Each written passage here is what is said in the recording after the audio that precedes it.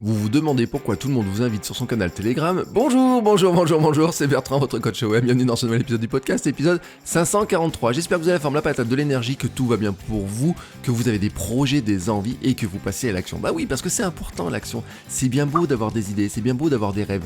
Mais quand on a un rêve, quand on a des idées, il faut mettre en place un plan, il faut mettre en place une exécution. Il faut passer à l'exécution, il faut passer du rêve au réel en passant par l'action, ça passe par des plans, ça passe par des actions, et vous savez que je suis là pour vous aider à créer ça, à construire ça, à imaginer ça, à préciser ça dans certains cas, à vous donner des idées, et vous donner aussi envie de bouger, C'est pour ça que le dynamisme que j'ai dedans, il est naturel pour moi, je saute dans tous les sens, etc. C'est ma manière d'être quand je me mets, des moments que j'allume le micro. C'est une anecdote que je racontais, vous savez, j'ai l'image, je vous l'ai jamais fait le coup, mais de Good Morning Vietnam, vous savez, le matin, quand le héros, là, Robin Williams, il commence à parler dans son micro et tout. Quand voulais faire du podcast, je m'imaginais dans cette situation-là, en vous réveillant, en vous gueulant dans les oreilles, Good Morning, les créateurs, vous voyez, un truc comme ça. Bref, c'était une petite aparté pour vous dire que ma mission à moi, que je me suis fixée, c'est de vous aider à créer des projets, à créer du contenu, à créer des choses qui vous permettent, vous, de faire ce que vous avez envie, j'ai envie de dire. C'est-à-dire que je vais pas vous donner une voie toute tracée en me disant il faut absolument faire ça, ça et ça, vous allez devenir entrepreneur. Non, pour certains, ça sera pour partager une passion, pour d'autres, c'est pour créer un nouveau métier, pour d'autres, c'est pour avoir une activité secondaire, pour d'autres, c'est pour quitter leur patron parce qu'ils en ont marre. C'est des discussions que j'ai eues hier quand j'enregistrais un épisode de podcast de Kilomètre 42. Des fois, on se sent, on se dit mais qu'est-ce qu'on fait là? Qu'est-ce qu'on fait là? La créatrice que j'ai enregistrée, l'auteur, elle me disait, elle posait la question, elle se dit mais c'est pour ça que je suis venu sur Terre, parce qu'elle tournait dans sa roue de hamster. Et bon, moi je suis là pour vous aider justement à créer du contenu, à l'imaginer, à le développer, à imaginer aussi tout ce qui va autour. Et c'est ce que je veux vous amener aussi à imaginer tout ce qu'il y a autour.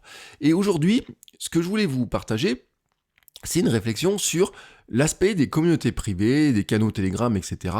Et d'où ça vient et pourquoi c'est finalement un élément qui est extrêmement important et c'est pas juste une mode en fait. C'est-à-dire que on pourrait se dire, en ce moment, tout le monde crée son canal Telegram, et l'autre jour j'ai reçu un commentaire de quelqu'un qui m'a dit « Ah mais toi aussi tu cèdes à cette mode-là, etc. Pourquoi tu crées ton canal Telegram ?» Alors je lui ai déjà rappelé quand même que j'avais un WhatsApp qui a 18 mois maintenant, qui a un canal WhatsApp depuis 18 mois, sur lequel j'envoyais des messages depuis 18 mois.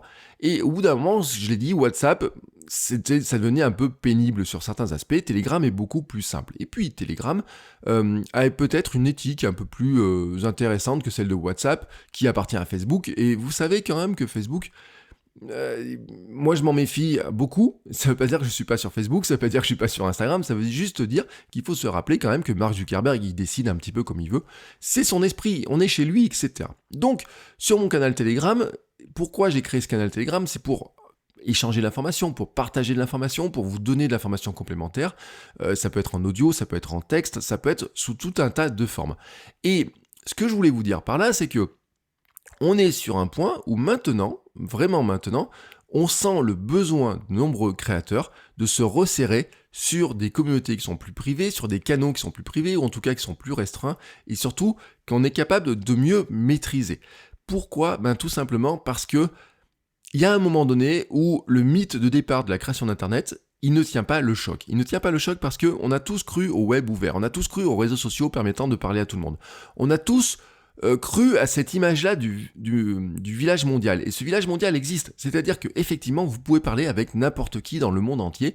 Du moment qu'il a un compte Twitter, vous êtes capable d'interpeller n'importe qui. Il vous répond pas, c'est autre chose. Mais vous êtes capable de l'interpeller. Sauf que, il y a au bout d'un moment, cet ensemble-là de choses ne tient pas le choc quand vous devez gérer ça. C'est-à-dire qu'il y a des gens qui sont très à l'aise pour gérer ça, quitte à avoir des équipes, etc. Et puis, il y a pour beaucoup de gens, ça leur fait peur, ils n'ont pas envie d'avoir autant de monde que ça, ou en tout cas, ils n'ont pas envie d'avoir à gérer, j'ai envie de dire, l'élément perturbateur. Vous voyez, l'élément perturbateur, vous en avez toujours. Et l'élément perturbateur, il existe tout le temps. En fait, l'élément perturbateur, il a toujours... J'ai envie de dire, il est aussi vieux que le monde et il existe partout. Vous l'avez dans votre famille, vous l'avez dans vos amis, vous l'avez eu dans vos études, vous l'avez dans votre boulot, vous l'avez sur Internet. Il y a toujours un élément perturbateur. Et l'élément perturbateur, c'est qui? C'est la personne que vous n'avez pas envie de croiser, c'est la personne avec laquelle vous n'avez pas envie de discuter, c'est la personne que vous trouvez un petit peu lourde, comme on dit souvent. Et donc, Il y a un moment donné, dans la vie physique, vous avez des stratégies pour moins voir ces gens. Alors, il y en a, vous dites, je les invite pas, il y a les modes de ghost, je leur réponds jamais, j'ai l'air toujours occupé quand je sais qu'ils vont m'inviter à tel truc. Voilà, plein de raisons, il y a plein de moyens. Mais sur Internet, comment vous pouvez faire ? Et c'est là où on revient sur ces outils-là qui sont en train de naître, sur lesquels on est en train de recréer des espaces qui sont plus privés, mais aussi avec des espaces de discussion qui sont plus directs. Alors, je vous ai parlé de Telegram, avec les canaux Telegram, qui peuvent être, ça peut être un canal Telegram, ça peut être un groupe Telegram, vous pouvez même mettre de l'accès payant, etc. On peut parler des influenceurs qui font raquer leurs fans sur OnlyFans, alors bien sûr, qui a été beaucoup pris par l'industrie du porno pour mettre des filles à poil dessus contre un petit peu d'argent, mais il n'y a pas que ça, parce que n'importe quel créateur peut se mettre sur OnlyFans. Il y a les streamers de Twitch qui offrent des avantages, quand vous les aidez, vous avez les accès au Discord privés qui peuvent exister pour les podcasts, qui peuvent exister donc pour Twitch, qui peuvent exister pour plein de choses. N'importe qui peut créer un Discord. J'ai en tête une ancienne étudiante qui a son propre Discord, même si l'accès n'est pas payant, c'est un accès gratuit, mais en tout cas, il y a un Discord, il y a une communauté privée qui est à côté de son Instagram. Elle a un compte Instagram avec des dizaines de milliers de followers, et à côté de ça, elle a son Discord. Les groupes Facebook en eux-mêmes, sur lesquels Facebook avait beaucoup misé, il a fait beaucoup d'efforts dessus, semblent délaissés par certains moments et par certaines personnes en tout cas, et moi j'en fais partie, pour des réseaux comme Mighty Networks ou Circle, qui ne sont pas des réseaux sociaux, qui sont des plateformes qui permettent de créer son propre réseau social, gratuit ou payant, dans lequel on va fixer nos règles, dans lequel on va mettre nos propres règles de fonctionnement.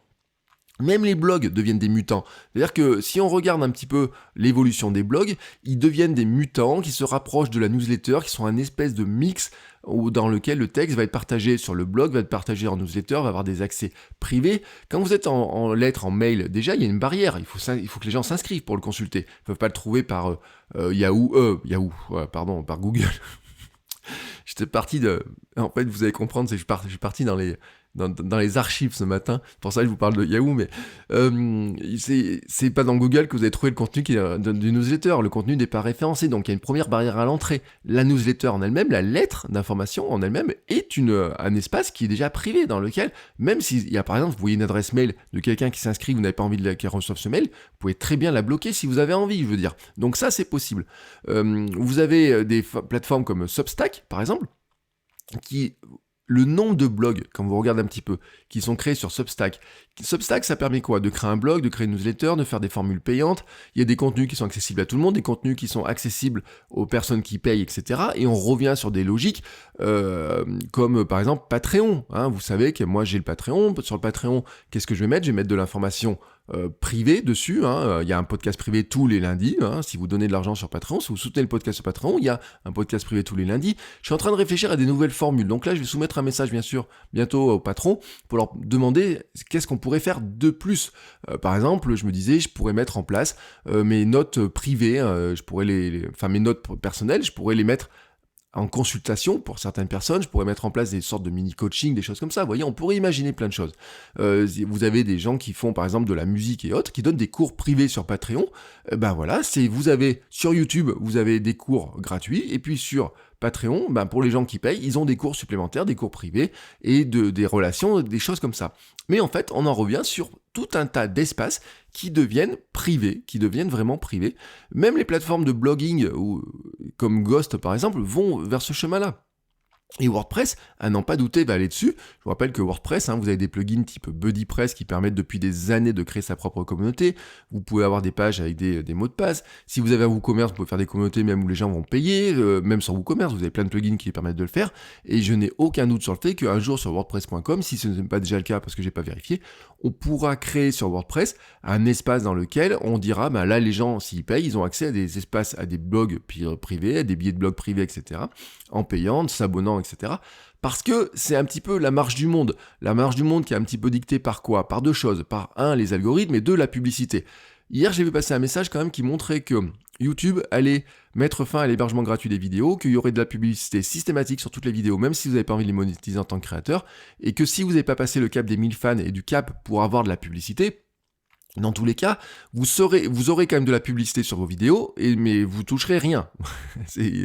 En fait, YouTube vous préempte l'argent c'est les coûts d'hébergement sont sur, tant que vous n'avez pas vos 1000 premiers abonnés, les coûts d'hébergement, ils vous le font payer à 100% pour vos vidéos, et puis petit à petit, ensuite, ils vous donnent un petit peu d'argent. Ils doivent estimer qu'à partir de 1000 abonnés, ils ont à gagner assez d'argent avec vous. Enfin, en tout cas, vous avez remboursé le coût de l'hébergement de votre vidéo. Je ne sais pas comment ils ont imaginé ça, mais en tout cas, c'est le cas. Et après, bon, ils ont aussi les formules d'abonnement payant, etc. Vous savez, premium pour ne pas avoir la pub. Mais on va vers ce monde-là.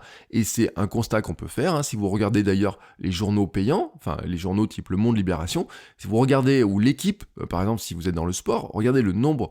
Ils ont tous des petites icônes qui montrent ce qui est payant ou pas. Alors sur Le Monde, c'est un petit icône jaune. Sur L'Équipe, c'est un petit... en fait, c'est le logo qui montre, voilà, si c'est le logo, le M en jaune, avec un petit carré jaune, avec le M au milieu en blanc, L'Équipe, c'est pareil, c'est le même système, bah vous savez que ça devient payant, c'est réservé aux abonnés, etc. Donc ça veut dire qu'on est quand même dans une démarche du monde qui va petit à petit, vraiment, et qui va s'amplifier, parce que les paywalls, etc., peut dire les paywalls c'est idiot, etc. Moi, longtemps, et même maintenant, je pense que les paywalls sont idiots, sur une stratégie qui est en fait tout bête, c'est que souvent le paywall, en fait, il est placé devant un contenu qui est le plus intéressant de tous. Et on met en gratuit des contenus très moyens, mais qui permettent de faire de l'audience, de la viralité, et à côté de ça, on va mettre des contenus très intéressants derrière le paywall. Et le problème, c'est que les gens se disent, oui, mais si je dois payer pour avoir des contenus qui sont à peu près du même niveau que ce que j'ai en gratuit, j'ai pas envie de payer. Alors qu'en fait, ils seraient prêts à payer pour des contenus qui sont derrière la barrière payante, mais comme ils ne le savent pas, qu'ils les voient pas, etc., c'est un petit peu compliqué. Mais tout le monde peut faire du payant. Tout le monde peut avoir sa communauté privée. Tout le monde peut créer un espace privé. Créer un canal Telegram, aller sur Patreon, créer son Patreon, créer son Tipeee, etc. Tout le monde peut le faire. Tout le monde peut faire du contenu privé. Tout le monde peut créer un forum. Alors j'allais dire discourse, peut-être pas, mais aller sur Discord, créer une communauté sur Slack, tout le monde peut le faire. Et en fait, moi, si vous regardez un petit peu ce que j'ai fait, j'ai un canal Telegram, donc, dont je vous ai parlé, qui remplace maintenant mon WhatsApp. J'ai créé le Hamsters Running Club pour les fans, pour les hamsters qui écoutent Kilomètre 42, qui sont dans la logique sportive. Et donc le Hamsters Running Club, il est créé sur un outil qui s'appelle Mighty Networks. Il n'est pas créé sur Facebook. Il y a eu, au début, j'ai commencé à créer un groupe Facebook. Je l'ai vite abandonné, parce que ce qui m'intéressait, moi, dedans, c'est justement qu'il soit à l'abri des comportements qu'on trouve sur Facebook, qu'il soit à l'abri du comportement même de Facebook et de ses algorithmes. Et donc ça fait partie de mes logiques. Vous voyez, des logiques sur lesquelles je travaille depuis longtemps. Je vous rappelle que sur Patreon, si vous donnez de l'argent pour soutenir sur le podcast sur Patreon, vous aurez toutes les semaines un podcast privé du lundi dans lequel je vous donne des informations complémentaires, dans lequel je vous donne sur quoi je vais travailler, je vous donne mes lectures, je vous donne des informations vraiment complémentaires à partir de 1€ par mois. Alors hier, j'ai eu de Patreon au téléphone et ils me disent oui, 1€ par mois quand même, vous pourriez le mettre plus cher. C'est un premier soutien, chacun met son niveau de soutien. J'ai vu des gens sur Patreon qui font à peu près la même chose que ce que je fais moi, qui ont mis des niveaux de soutien qui montent jusqu'à 100€ par mois, qui commencent à 20€, qui font 20, 50 et 100€. Et ils ont des gens qui donnent, parce qu'ils apportent une valeur, et donc ça veut dire que c'est possible, et on a plein d'outils. Et pourquoi on va tous vers ces outils-là? Pourquoi c'est ça? Est-ce que c'est juste une mode ou quoi que ce soit? Parce que, en fait, c'est un mouvement qui est vraiment une lame de fond, j'ai envie de dire. C'est une lame de fond qui s'explique, je l'ai dit déjà, par le modèle publicitaire. On a mis sur Internet le modèle publicitaire qui existait partout, sauf que quand vous êtes petit créateur, le modèle publicitaire n'existe pas pour vous. Ce n'est pas possible de gagner de l'argent avec le modèle publicitaire quand vous avez que quelques dizaines d'abonnés, etc. C'est pas possible. Déjà, par exemple, sur Patreon, sur YouTube, vous pouvez pas passer le cap de la monétisation, donc déjà vous l'avez pas. Sur des plateformes, si vous créez un groupe Facebook ou quoi que ce soit, Facebook, vous pouvez pas mettre de l'argent ou quoi que ce soit dedans. Si vous pouvez gagner de l'argent sur Facebook, ça sera en vendant des cours, vous pouvez le faire maintenant, en vendant des produits, des choses comme ça, mais votre groupe en lui-même, vous pouvez avoir un groupe qui a 1000 abonnés, c'est pas le fait d'avoir un groupe, d'avoir de l'audience dans votre groupe qui va vous rapporter de l'argent. Le modèle publicitaire sur votre blog, si vous n'avez pas beaucoup d'audience, il n'existe pas. Il n'existe pas. Vraiment, il n'existe pas. C'est comme une newsletter payante. Pour avoir une newsletter payante, c'est un cap intéressant, mais sponsoriser une newsletter par la pub, c'est difficile. Si vous avez une newsletter à envoyer à 10 personnes, à la limite, si les 10 personnes la trouvent très intéressante, peut-être qu'ils voudraient la payer. Si vous avez une newsletter envoyée à 10 personnes, vous ne trouverez jamais de publicitaire pour vous donner de l'argent pour pour qu'elle s'affiche devant le nez de 10 personnes. C'est la loi du marché, la loi de la publicité fait ça. À une époque où on a des outils publicitaires de la puissance de Facebook, de Google, qui vous permettent en quelques clics de toucher des milliers de personnes, si vous arrivez avec un tout petit contenu et une faible audience, vous n'arrivez pas à vivre de la publicité. C'est comme ça. Et puis en plus, sur la pub, il y a plein de gens que vous n'avez pas envie de voir. Il y a plein de gens que vous n'avez pas envie de voir. Il y a un moment donné d'ailleurs, même la monétisation, on se disait, c'est intéressant de couper la monétisation, donc si on est obligé de laisser la monétisation, ça va être problématique, mais tout simplement parce que c'est le jeu, c'est logique. Sur mes vidéos à moi, je ne suis jamais à l'abri que quelqu'un qui fasse la même chose que moi et qui veut vendre une formation sur le même sujet que moi vienne me cibler, vous, mon audience, tout simplement, en mettant une publicité bien ciblée, en disant, bah tiens, toutes les personnes qui regardent tel type de vidéo sur la création de contenu, j'ai envie de leur afficher ma vidéo avant que la vidéo du créateur s'affiche. Et donc, je n'ai aucun contrôle quasiment dessus, quasiment aucun contrôle là-dessus. Et donc, qu'est-ce qui se passe? Si on a envie de reprendre un petit peu de contrôle, on va se dire, il faut que j'aille sur des espaces où je peux regagner du contrôle. Est-ce que ça veut dire qu'il faut vivre heureux? Pour vivre heureux, il faut vivre caché. Je rappelle quand même que le fondement communautaire, le fondement clanique, les tribus, etc., ça a toujours existé. C'est l'homme est social par nature.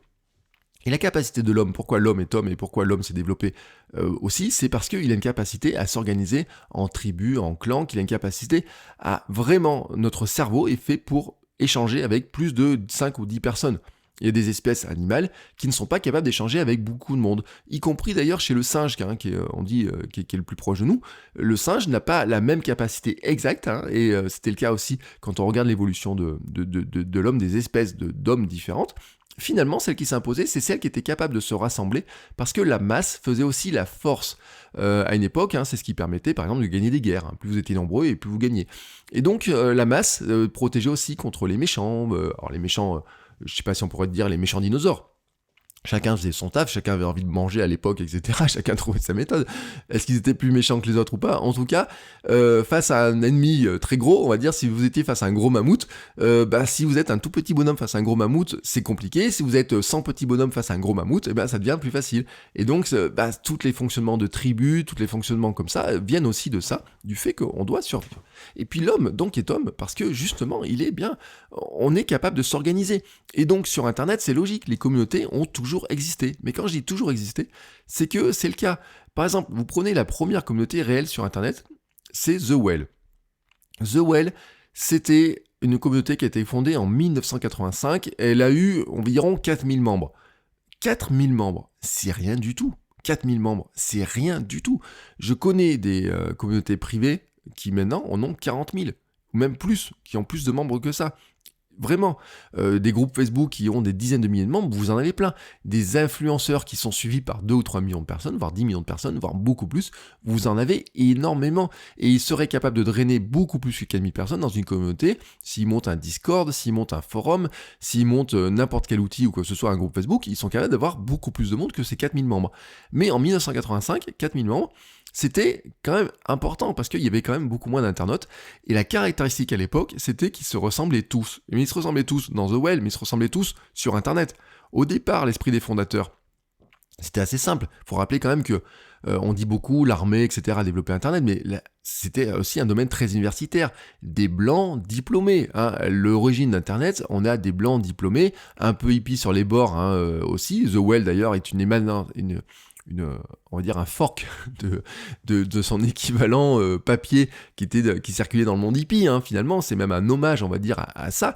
Et donc, puis on y rajoutait aussi une couche de journalistes à l'intérieur, donc finalement, tout le monde se ressemblait, donc il y avait...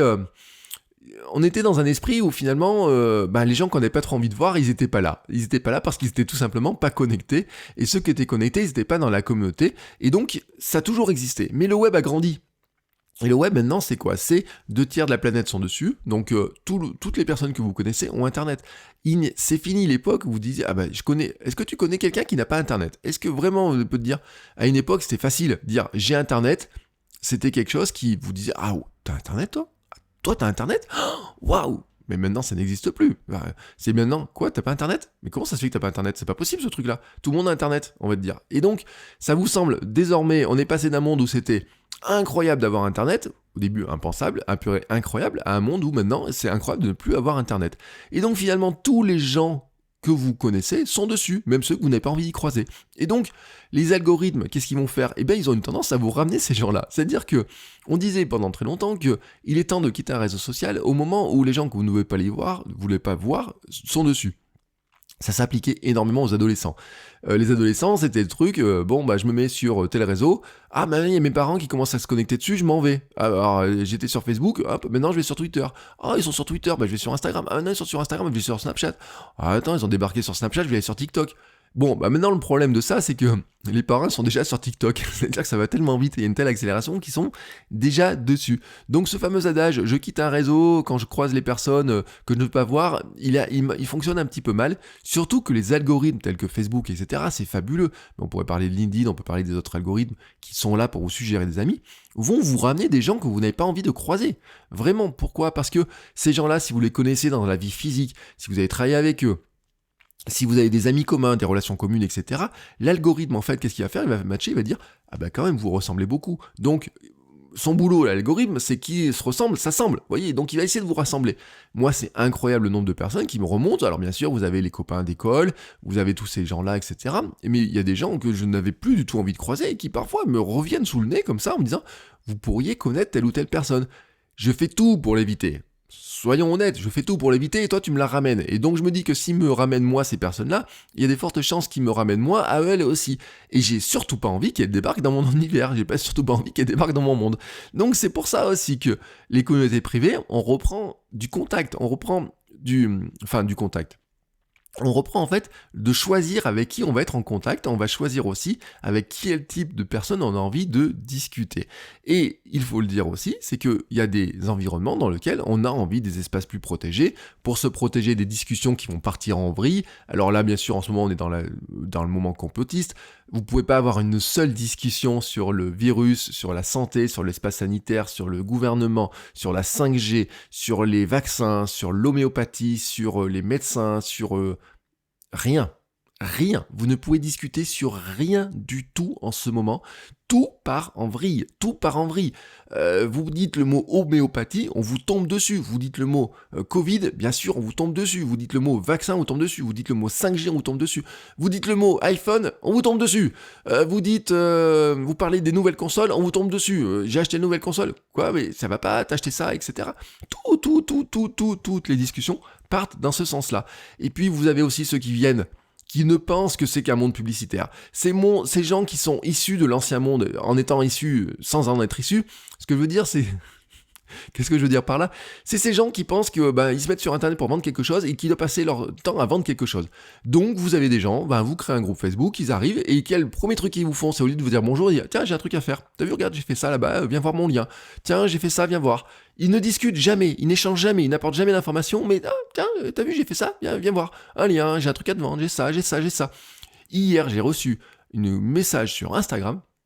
J'ai halluciné, il y a une personne qui n'est suivie que par une personne, je me dis c'est un robot, me dit « Waouh, tiens, il y a telle personne qui m'a aidé et tout, c'est génial, tu devrais aller le suivre, etc. et tout. » Je ne connais pas la personne qui m'envoie le message, elle me fait une pub pour une autre personne que je connais de nom comme ça, etc.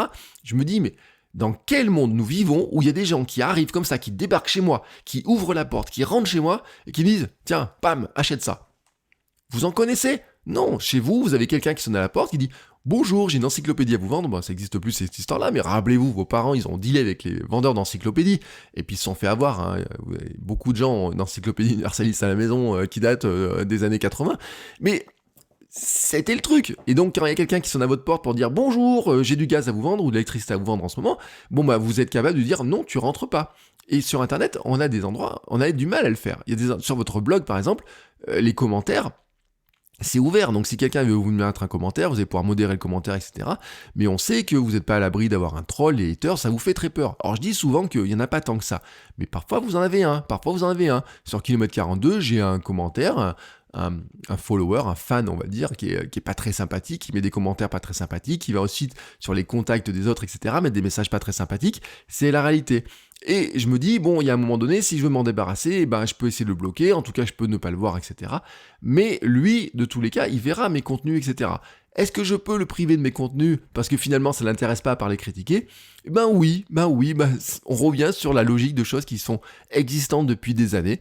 C'est que on a envie de recréer notre bulle, on a envie de se dire, j'ai envie de partager du contenu avec des gens qui sont vraiment intéressés, qui sont vraiment intéressants aussi par les apports qu'ils vont apporter, avec lesquels on peut avoir de l'échange, une discussion, dans lesquels ça va être simple de gérer les choses, c'est-à-dire qu'on va pas passer notre temps à se bagarrer. Moi qui étais modérateur de forum, je me rappelle que à quel point, quand on est modérateur, on est obligé de se bagarrer avec des comportements, etc. Donc, on n'a pas envie de passer notre temps à se bagarrer alors qu'on pourrait créer du contenu. Votre truc à vous, c'est de créer du contenu. Mon truc à moi, c'est de créer du contenu. Vous avez envie de créer une vidéo qui va aider les gens, vous n'avez pas envie de passer des heures à discuter avec des gens, avec des trolls et des haters qui viennent vous mettre des commentaires négatifs systématiquement. Vous voyez ce truc-là.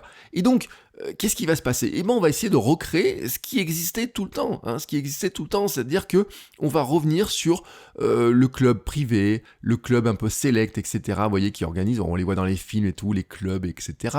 Vous avez aussi, j'ai envie de dire, l'image de la boîte de nuit. Vous savez, le videur de la boîte de nuit, c'est toi tu rentres pas. Tiens, toi t'es un peu éméché, tu rentres pas. Toi, t'as l'air vraiment très très énervé, mon gars. Toi, tu rentres pas. Toi, tu vas un peu te calmer. Toi, t'es à l'intérieur, là. Écoute, mon gars, là, vraiment, t'embêtes tout le monde, etc. Hop, tu t'en vas. Vous voyez cette notion-là?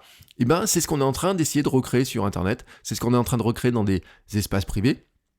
Et donc, c'est en train de se remonter logiquement, c'est-à-dire qu'au départ, on est parti sur quelque chose qui était très large, on disait je vais parler à tout le monde, et on se rend compte que comme on ne peut pas parler à tout le monde, on va essayer de parler qu'à ceux qui sont pour nous les plus intéressants et les plus intéressés. Et c'est ça la logique des fans, des super fans, etc.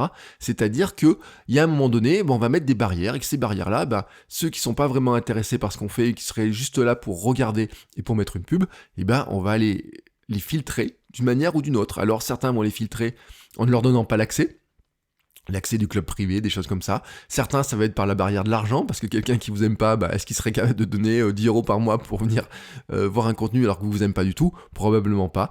Il y a tout un tas d'outils qui sont en train de se mettre en œuvre comme ça, qui sont aussi à l'abri des algorithmes, qui sont aussi à l'abri des comportements des Facebook, des choses comme ça. Et donc, on va être capable de créer des communautés en disant, tiens, est-ce que je vais choisir des gens? Oui, je peux choisir les gens que je vais inviter. Je pourrais créer une communauté demain en disant, tiens, je vais choisir des gens que je vais pouvoir inviter dedans. Ou en tout cas, un tri qui va se faire assez naturellement par des gens qui adhèrent à notre message, à notre vision de notre thématique, et qui vont aussi accepter notre mode de fonctionnement, qui vont apprécier comment on fait, qui vont apprécier aussi l'ambiance que l'on va créer, etc.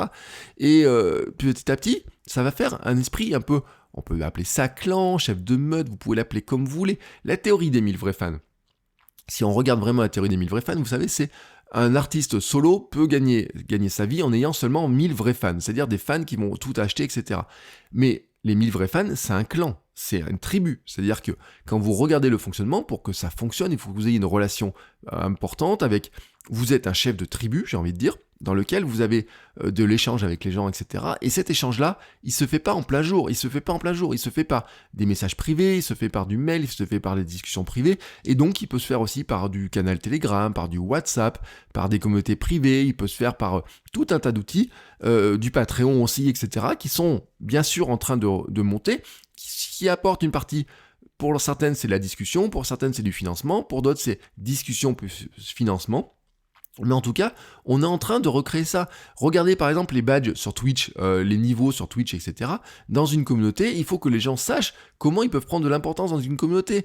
Si en participant, ils arrivent à gagner du galon, j'ai envie de dire, etc.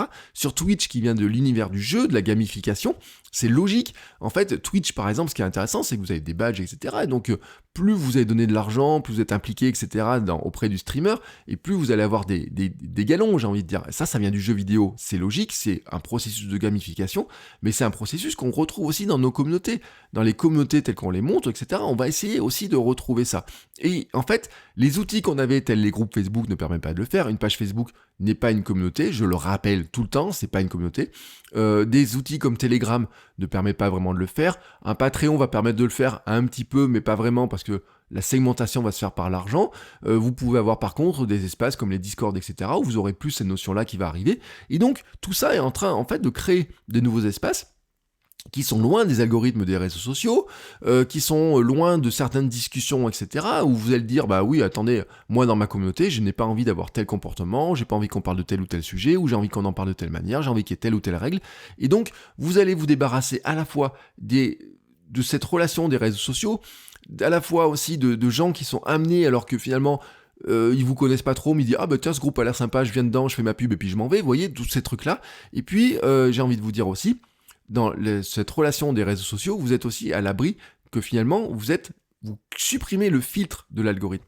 Sur un groupe Facebook, vous avez beau avoir des gens qui sont abonnés à votre groupe Facebook, au départ, ils vont recevoir tous les messages du groupe, et puis au fur et à mesure, ils vont moins les recevoir, tout simplement parce que l'algorithme, il va filtrer le nombre d'informations qui va remonter. Quand je vois les gens qui s'abonnent à mon groupe Facebook, qui demandent à s'abonner à mon groupe Facebook, quand je regarde le nombre d'abonnés qu'ils ont, le nombre de groupes auxquels ils participent, je suis juste halluciné, quoi. Il y a des gens qui suivent 2000, 3000 personnes, je sais pas combien ils en suivent, sur Instagram, je vois des gens, j'avais même des gens qui suivaient avant qu'il y ait les barrières à 7500, j'avais des gens qui suivaient 300 000 personnes et même un qui en suivait 1 million. Autant vous dire que c'est impossible qu'ils puissent voir la moindre de mes stories, mais bon, ça, c'est un autre débat. Mais j'ai des gens qui viennent postuler sur mes groupes Facebook, ils sont membres de 200, 300, 400 groupes. Comment vous voulez que ces gens-là puissent voir le moindre de mes messages ? Forcément, à un moment donné, il y aura un filtre qui va se passer, et ce filtre, ça va être quoi ? Ça va être de dire, tu participes à tel groupe et on va te montrer les messages. Mais s'ils participent pas trop à mon groupe ou si finalement ils participent pas trop ou discutent pas trop dans mon groupe, ils verront jamais mes messages. C'est pas parce qu'ils sont membres de mon groupe qu'ils verront les messages. Alors que des outils comme Telegram, des outils comme Mighty Networks, etc.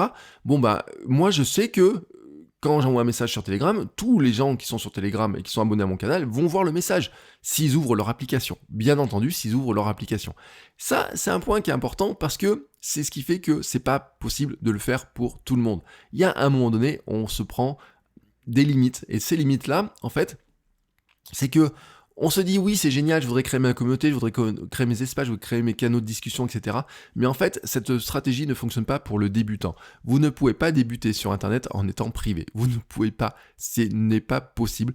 C'est-à-dire que il y a un moment donné, quand vous débutez sur Internet, quand vous commencez dans la création de contenu, vous ne pouvez pas avoir une stratégie de vous dire je vais dans des choses qui sont privées. Vous ne pouvez pas, je le répète fortement parce que j'ai vu des gens qui veulent le faire, vous ne pouvez pas commencer sur Internet en vous disant le seul axe que je vais choisir, c'est d'envoyer des messages sur un canal Telegram ou des messages par mail. Si vous n'avez pas d'abonnés, si personne ne vous connaît, comment vous les gagnez en visibilité ? Car ce qui se passe à l'intérieur des communautés privées reste dans les communautés privées. C'est la règle du Fight Club, tout simplement. Tout ce qui est dans le Fight Club reste dans le Fight Club. Tout ce qui est dans le Hamster Running Club reste dans le Hamster Running Club. Tout ce qui est dans votre communauté reste dans votre communauté. Vous n'avez pas intérêt à le faire sortir. Vous pouvez dire que ça existe, vous pouvez montrer que ça existe. C'est ce que j'ai fait, je vous dis, voilà. La semaine dernière, j'ai parlé de tel sujet. Si vous voulez, vous aussi bénéficier de ces sujets-là, rejoignez la communauté, mais vous n'allez pas faire sortir les discussions. Vous allez pouvoir donner des fois des exemples, etc. Mais donner des exemples à des gens qui vous suivent à l'extérieur. Les gens qui vont venir dans votre communauté sont des gens qui sont déjà dans votre audience. Il faut déjà commencer par créer une audience. Ou alors, vous allez devoir avoir des stratagèmes avec de la pub, faire venir des gens, etc. Il y a des gens qui font ça. Il y a des gens, par exemple, qui mettent de la pub pour faire venir des gens dans leur groupe Facebook privé, dans lequel ensuite, il faut répondre à 2-3 questionnaires. Et souvent d'ailleurs, l'une des questions du questionnaire, c'est quoi ? Quelle est votre adresse mail ? Et une fois que vous leur avez laissé l'adresse mail, bien sûr, qu'est-ce qu'ils font ? Ils vous ajoutent dans leur base mail et ils continuent la discussion dans les bases mail, dans des choses comme ça. Parce que la logique, c'est que les bases mail, les comptes Telegram, les communautés privées, les Patreons, toutes ces choses-là, si vous n'avez pas d'audience, il n'y a personne qui va vous découvrir. Patreon va petit à petit, ça c'est une information qu'ils m'ont donnée, va petit à petit permettre de découvrir des nouveaux créateurs. C'est-à-dire qu'ils vont mettre en place des recherches, ils vont mettre en place des recommandations de créateurs, etc. Ça va venir petit à petit, parce que jusqu'à maintenant, et rappelez-vous, j'ai fait un épisode sur Tipeee, avec une personne de chez Tipeee qui disait « On n'est pas des moteurs de découverte, on n'est pas des moteurs où vous allez découvrir des choses. » C'est comme Ulule, les gens ils vont sur Ulule en disant « Tiens, si je mets mon projet sur Ulule, les gens vont découvrir mon projet, vont le financer. » La réalité, c'est que 90% de l'argent que vous gagnez que vous allez récolter sur Ulule, c'est des gens qui font partie de votre communauté, qui vont voir ce que vous faites dans vos contenus, dans ce que vous faites en gratuit, en payant, tout ce que vous voulez, et vous allez dire, là j'ai un projet sur Ulule, ou alors je suis sur Tipeee, ou je suis sur Patreon, venez. Parce que ces outils-là, pour l'instant, ce ne sont pas des plateformes de découverte. Patreon va aller dans une plateforme de découverte, c'est ce qu'ils m'ont dit hier, mais pour l'instant, c'est pas le cas. Donc, ce qui veut dire que si vous débutez, que vous n'avez pas d'audience, vous ne pouvez pas vous dire, je vais créer une communauté comme ça. Vraiment, vous allez créer une communauté de zéro, mais avec personne, quoi. C'est-à-dire qu'au minimum dedans, il va falloir pouvoir inviter. Alors, vous allez pouvoir inviter peut-être des amis, quelques contacts, mais au début, cette stratégie-là ne fonctionne pas pour tout le monde. Il faut attirer tout le monde, il faut avoir un trafic, il faut arriver à générer du trafic. C'est pour ça d'ailleurs que c'est bien hein, les communautés, on va dire, donc j'ai perdu le nom, mais on pourrait dire celles qui sont, par exemple, OnlyFans. Mais OnlyFans, bien sûr, qu'il y a des gens qui disent « Ouais, j'ai gagné 10 000 euros par mois grâce à OnlyFans. » Oui, mais quand t'as un compte Instagram qui a 15 000, 20 000 abonnés d'un côté et que tu dis bah, « Je vais vous donner des informations complémentaires sur OnlyFans si vous me donnez 5 euros par mois », là, oui, c'est possible. Mais si vous débutez, vous créez un compte sur OnlyFans et que tout est privé, pourquoi voulez-vous que quelqu'un vous découvre? Comment voulez-vous que quelqu'un vous découvre? Comment voulez-vous que quelqu'un vous donne de l'argent et participe à ce que vous faites? Et donc, c'est la grande limite de tout ça, c'est que il faut d'abord se faire connaître. Il faut d'abord être présent en public. Il faut d'abord partager du contenu. Et la première étape dedans, c'est vraiment d'être public. C'est-à-dire que vous ne pouvez pas arriver à vous dire demain, je crée un truc totalement privé comme ça et je la fais connaître sans créer du contenu public parce que ça ne marche pas. Ou alors vous devez avoir un gros budget pour faire de la pub et pour attirer des gens par la publicité. Mais il va falloir créer de la confiance, il y a des barrières à l'entrée qui sont importantes. Et la première barrière à l'entrée, c'est déjà que je m'inscris, je dois laisser mon mail, ensuite est-ce qu'il faut donner de l'argent il y a, ce que me disait hier Patreon par exemple, c'était de dire aussi que il faut en parler en moyenne 7 à 8 fois aux gens pour qu'ils commencent à venir sur la page Patreon. Pas qui finance, qui commence à aller sur la page Patreon, et donc il faut en parler à chaque fois, etc.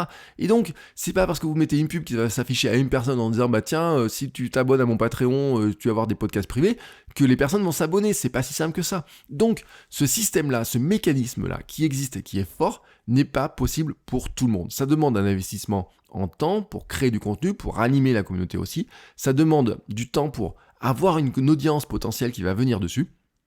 Il faut ensuite faire tomber les barrières les unes derrière les autres, c'est-à-dire faire tomber la barrière de venez voir déjà que ça existe.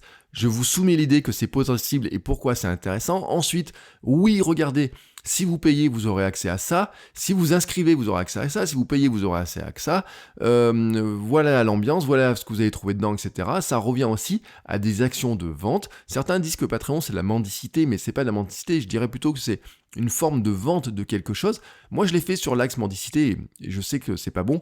Et donc, je vais changer mes vidéos. Je vais changer toute l'ambiance de ça. C'est une erreur que j'ai faite. Je le reconnais. Moi, je reconnais très volontairement mes erreurs parce que c'est quand vous regardez toutes vos erreurs, si vous ne tirez jamais bilan de vos erreurs, vous finissez dans l'échec. Hein. L'échec, c'est la succession des erreurs. Donc, vous dites, bon, je me suis planté sur le lancement de mon Patreon, je refais mon Patreon d'une manière différente et je vais le relancer d'une manière différente. J'ai planté telle ou telle chose, je vais le faire de telle ou telle manière. Donc, il faut faire des essais, il faut regarder ce qui se fait. Mais je le répète, hein, quand vous êtes débutant, ces stratégies-là ne sont pas faciles à suivre. Vous pouvez voir tout ça, vous pouvez avoir cet environnement-là.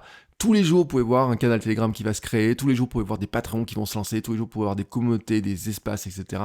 Mais rappelez-vous qu'il y a un moment donné, il faut aussi se dire que ce n'est pas pour tout le monde.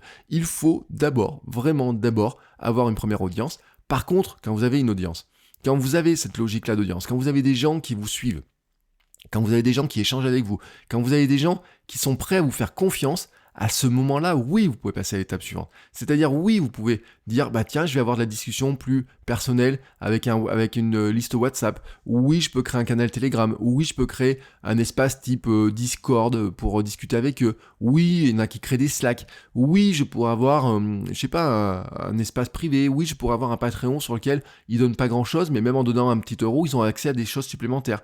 Ça vous permet de monétiser, ça vous permet de garder le contact, ça vous permet de développer le contact, ça vous permet d'aller plus loin, vraiment d'aller plus loin. Et je pourrais rajouter le mail, dire bah voilà, je vous envoie un mail régulier avec mes informations, avec des choses comme ça, etc. Oui, à ce moment-là, vous pouvez aller. Oui, ces outils-là sont géniaux. Mais ne vous trompez pas d'ordre. Vraiment, ce que je voulais vous dire, c'est que on a énormément d'outils dans ce sens-là, mais combien j'ai vu, par exemple, pour revenir sur Substack, combien j'ai vu de gens qui commençaient à faire un projet Substack, qui font quelques vidéos, qui vous disent voilà, je fais des vidéos, je vous mets les coulisses sur Substack contre un blog, vous payez 5 euros pour avoir l'accès aux coulisses. Combien j'en ai vu qui, quelques temps après, disent ah, finalement, je donne accès à tout le monde parce que je me rends compte que finalement, ça serait mieux que le monde entier ait accès à ça. Non, ça c'est baliverne. Ça veut dire quoi? Ça veut dire, voilà, j'ai une chaîne YouTube, j'ai 300 abonnés, je vous mettais un truc sur Substack, etc. en payant, mais je me rends compte que finalement, 300 abonnés, si j'ai que 1% de mes 300 abonnés qui s'abonnent, ça fait que 3 à 4 personnes qui donnent chacune 5 euros, finalement, est-ce que ça vaut le coup pour 15 ou 20 euros? Non. Et c'est vrai que ces stratégies-là marchent souvent quand vous avez beaucoup d'abonnés. C'est l'une des réalités, ou alors il faut apporter énormément de valeur, et dans ce cas-là, il faut vous dire que le ticket d'entrée, il est très élevé, mais s'il est très élevé, il faut apporter énormément de valeur. Je le dis, j'ai vu des Patreons où le ticket d'entrée, il est à 20, 50 ou 100 euros, vraiment, ça existe. Mais c'est pas tout le monde non plus, ça veut dire que ce sont des gens, souvent ce sont des auteurs reconnus, ce sont des gens qui ont déjà connus, ou en tout cas ils sont des célébrités dans leur domaine, j'ai envie de dire des champions du monde de leur propre monde, au sens où peut-être que vous les connaissez pas, mais peut-être que dans leur domaine ils sont extrêmement connus, et que dans ce cas-là il y a des gens qui sont prêts vraiment à les acheter, et acheter leurs compétences, acheter leur cerveau, j'ai envie de dire, à les soutenir fortement, mais ça veut dire qu'à ce moment-là, ils ont déjà fait le travail, en fait, d'être connus, d'avoir créé leur propre marque. Et c'est pour ça que je vous dis que l'importance de créer votre marque personnelle, elle est aussi importante. L'important de créer un espace sur lequel on puisse vous découvrir, on puisse vous rechercher, sur lequel on puisse savoir que vous existez. Ça peut être un blog, ça peut être une chaîne YouTube, ça peut être un podcast, mais il faut un espace comme ça, un espace dans lequel vous allez décider de ce que vous allez faire, vous allez créer du contenu, vous allez montrer votre valeur, et à partir de là, quand les gens vont être conquis par ce que vous faites, oui, vous allez pouvoir les envoyer sur des espaces plus privatifs, que ce soit un canal Telegram, que ce soit un Patreon pour vous soutenir, que ce soit une communauté privée dans laquelle vous donnez des conseils, des formations, que ce soit même, allons-y jusqu'au bout, après les autres formes de monétisation de vos contenus, ça passe d'abord par ce premier travail qui est de dire comment je crée ma marque personnelle, comment je crée du contenu et comment j'amène des gens d'abord à adorer ce que je fais en gratuit avant de les amener sur du payant. C'est une stratégie qui n'est pas une stratégie de court terme, je le répète. Bien sûr, vous pourrez me dire oui, si j'achète de la pub, je vais faire entrer des gens, etc. Mais si vous voulez vraiment développer le sentiment communautaire, c'est pas juste en achetant de la pub, en faisant venir des gens par la pub, que vous allez attirer des gens qui ont vraiment l'esprit communautaire tel que vous le voulez, et finalement vous recréez dans un endroit privé tout ce que vous n'aimez pas dans un endroit public, et donc c'est peut-être pas la meilleure des calculs, en tout cas selon moi. Voilà, c'est tout ce que j'avais à vous dire pour aujourd'hui. C'est un épisode qui est parti un petit peu différemment de ce que j'avais prévu, je vous le dis comme ça, mais ça fait partie des réflexions, vous voyez, vraiment sur les sujets. Parce que c'est bon de réfléchir quand même des fois sur les sujets, c'est bon de se poser vraiment des questions, de se dire finalement, pourquoi ces outils-là sont aussi importants, pourquoi on a tel ou tel outil, pourquoi tant de gens le font, etc. Est-ce qu'il y a juste des phénomènes de mode, est-ce qu'il y a juste des phénomènes de l'objet qui brille, c'est ce que je disais sur mon blog l'autre jour, le phénomène de l'objet qui brille, c'est un phénomène qui existe. Ah oui, tiens, c'est brillant, Telegram est brillant et tout, je vais aller sur Telegram, mais quel est le fondement, quelle est la mécanique qui est derrière? C'est ça que vous devez avoir. Et je vous invite à avoir aussi ce genre de réflexion sur vos propres thématiques à vous. Quand vous allez créer du contenu, quand maintenant là vous éteignez ce podcast, vous allez créer votre propre contenu, quand vous allez imaginer votre thématique, dites-vous comment vous pourriez avoir une pensée, vraiment quelque chose qui soit votre pensée à vous, qui soit construite sur votre expérience, sur ce que vous analysez, sur comment vous le regardez, comment vous le faites. C'est aussi comme ça que vous avez une marque personnelle qui est différente, qui est plus forte, et j'ai envie de dire, sur lesquels les gens vont dire « Ah oui, ça, au moins, c'est novateur, au moins ça je m'y retrouve, ça au moins il y a une réflexion, une vraie réflexion, c'est pas juste avoir recraché les 3 bouquins que l'on trouve sur tous les rayons des libraires et des libraires qui sont fermés, mais en tout cas que l'on trouverait sur n'importe quelle librairie. Là, il y a aussi du partage d'expérience, il y a du partage de ce que vous avez fait, et c'est ce que je vous invite à faire, c'est vraiment ce que je vous invite à faire, c'est quelle que soit votre thématique, réfléchissez avec ce que vous vivez, avec comment vous le vivez, comment vous analysez les secteurs, comment vous regardez ce qui se passe, c'est ce que je vous ai dit dans le discours d'expert de la semaine dernière aussi, comment vous pouvez le retranscrire, comment vous pouvez mettre aussi certaines limites en disant voilà, on constate ça, je pense aussi aller vers ça, mais voici aussi moi ce que je fais et pourquoi je le fais et comment je le fais. C'est vraiment l'illustration du discours que je vous donnais la semaine dernière, je vous le redonne encore aujourd'hui avec cet épisode-là. C'est pour ça que je vous encourage, si vous n'avez pas écouté l'épisode de la semaine dernière, allez écouter l'épisode de la semaine dernière, le 542, et puis si vous voulez plus d'informations, si vous voulez discuter, si vous voulez échanger, je vous rappelle donc qu'il y a un canal Telegram, je vous mets les liens dans les notes de l'épisode, et puis je vous rappelle qu'il y a le Patreon. Alors sur le Patreon, pour l'instant, les contreparties, parce que elles sont pas très claires sur les pages Patreon, c'est qu'il y a le podcast privé tous les lundis, et petit à petit, il y aura d'autres contreparties, mais si vous voulez avoir toutes les informations là, je vous mets tous les liens dans les notes de l'épisode, et puis posez des questions, venez échanger, posez-moi vos questions, dites-moi de quoi vous voulez qu'on parle, quels sont les sujets sur lesquels vous voulez que l'on discute, que l'on échange, que l'on partage des choses, sur lesquelles je voulais que je vous amène des informations. N'hésitez pas, vous m'envoyez un petit message, vous avez tous les liens pour me contacter et on se retrouve la semaine prochaine pour un nouvel épisode. Ciao ciao les créateurs!